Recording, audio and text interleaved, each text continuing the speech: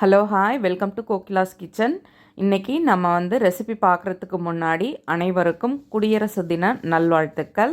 இன்றைக்கி நம்ம ஸ்வீட் கார்னை வச்சு ஒரு சூப் தான் பார்க்க போகிறோம். ரொம்ப சிம்பிளான சூப் தான், ஆனால் ரொம்ப டேஸ்ட்டாக இருக்கும். வாங்க எப்படி செய்கிறதுன்னு பார்க்கலாம்.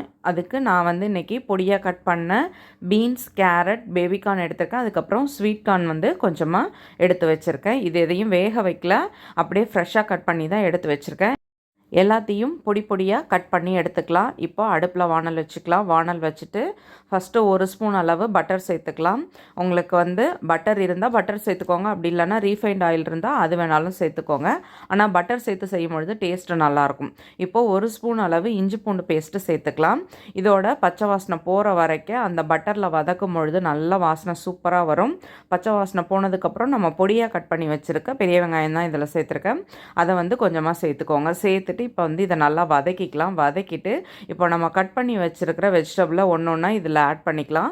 ஃபஸ்ட்டு பீன்ஸ் சேர்த்துட்டு அதுக்கப்புறம் நான் பேபிகார்ன் சேர்த்தேன். ரெண்டுத்தையும் நல்லா வதக்கிட்டு அதுக்கப்புறம் கேரட்டையும் இது கூட சேர்த்துக்கலாம். சேர்த்துட்டு நம்ம எடுத்து வச்சுருக்க ஸ்வீட் கார்ன் அதையும் இது கூடவே சேர்த்துக்கலாம். சேர்த்துட்டு இப்போ எல்லாத்தையுமே நல்லா வதக்கிக்கலாம். வதக்கிட்டு இப்போது இதுக்கு தேவையான அளவு உப்பு நம்ம சேர்த்துக்கலாம்.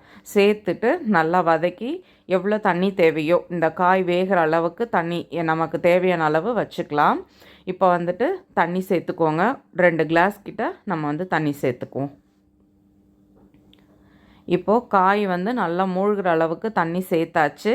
இப்போது இது வேகட்டும். நம்ம அடுத்து என்ன பண்ண போகிறோன்னா மிக்ஸி ஜாரில் கொஞ்சமாக நம்ம எடுத்து வச்ச ஸ்வீட் கார்னை நல்லா நைஸாக அரைச்சி எடுத்துக்கலாம். இதை விட இன்னும் கொஞ்சம் ஜாஸ்தி வேணாலும் சேர்த்துக்கலாம். இப்போது நான் கொஞ்சமாக இதில் கறி மசாலா பொடி தான் சேர்த்துருக்கேன். கரம் மசாலா இல்லை, கறி மசாலா பொடி தான் சேர்த்துருக்கேன். இது நீங்கள் எண்ணெயிலே சேர்க்குறதுனாலும் சேர்த்துக்கலாம், இல்லை காயெலாம் வெந்ததுக்கப்புறம் கூட நம்ம சேர்த்துக்கலாம். நான் இந்த ஸ்டேஜில் தான் சேர்த்தேன். இப்போது நம்ம அரைச்ச அந்த கார்னை இதில் சேர்த்துக்கலாம்.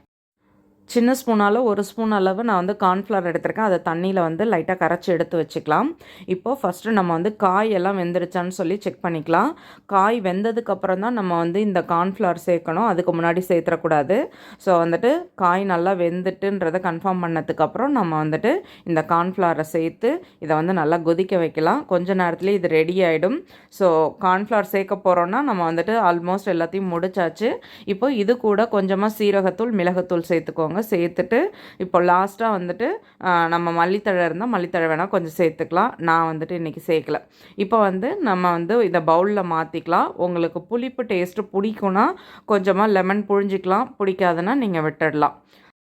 சுட சுட சூப்பராக நம்மளோட ஸ்வீட் கார்ன் சூப் ரெடி ஆகிடுச்சு. நீங்களும் வீட்டில் ட்ரை பண்ணி பாருங்கள். கண்டிப்பாக உங்களுக்கு பிடிக்கும். வீடியோ பிடிச்சா லைக் பண்ணுங்கள். என்னோடய வீடியோ உங்களுக்கு யூஸ்ஃபுல்லாக இருந்தால் சப்ஸ்கிரைப் பண்ணிக்கோங்க. மறக்காமல் செஞ்சு பார்த்துட்டு உங்கள் கமெண்ட் சொல்லுங்கள். கண்டிப்பாக உங்கள் லவ் அண்ட் சப்போர்ட்டை கொடுத்துக்கிட்டே இருங்க.